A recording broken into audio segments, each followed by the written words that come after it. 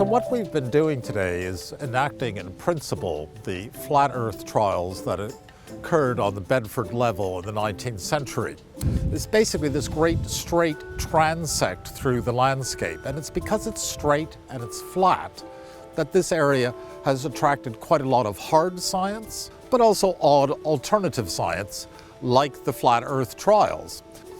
The main character involved in it is somebody called Samuel Rowbotham, who basically did a series of trials starting in 1838 and then going for some decades after.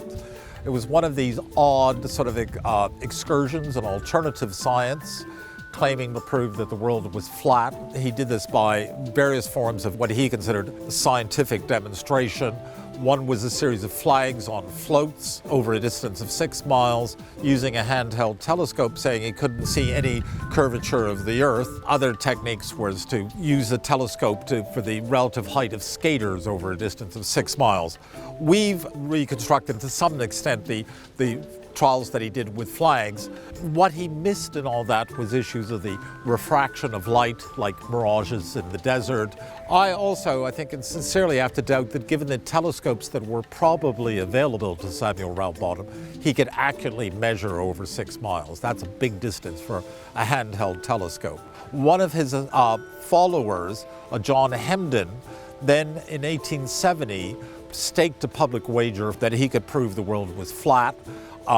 Arthur Russell Wallace, a renowned naturalist who had worked on a parallel theory of evolution to Darwin, took the wager using a different technique. He used barges and was able to prove that, in fact, in that case, over the 6 mile difference, using the flags on the barges, there was a difference 32 inches. And based on that, they recalculated the size of the globe, and quite accurately.